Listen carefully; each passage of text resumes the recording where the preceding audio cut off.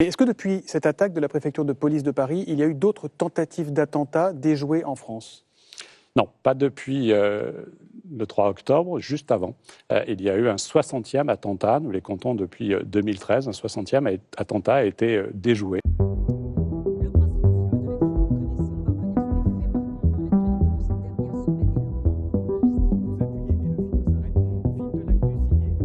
Un individu qui voulait s'inspirer du 11 septembre et des avions qui ont détruit les tours du World Trade Center et qui effectivement a été interpellé par nos services. Mais ce que je peux vous dire, c'est-à-dire il avait prévu de détourner un avion?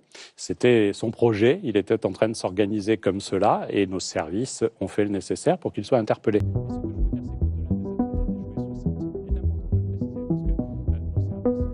Il n'a jamais présenté de difficultés comportementales, n'a jamais présenté le moindre signe d'alerte. Qu'ai-je dit? La vérité. La vérité telle qu'elle m'a été rapportée par les collègues de travail de l'auteur. La vérité telle qu'elle m'a été rapportée par les responsables de ce service et la hiérarchie de la préfecture de police.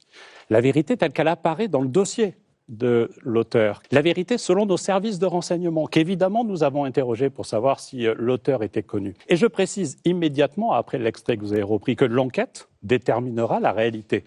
Et l'enquête a déterminé assez vite, le lendemain, et le procureur national antiterroriste, quand il a fait sa conférence de presse, a même précisé que les faits étaient apparus la veille. Et donc c'est cela. Il est important de dire la vérité aux Français telle qu'on la connaît, pas telle qu'on la suppute, telle qu'on l'imagine. Vous savez très bien que de toute façon, il y a une attente immédiate. Il faut rassurer.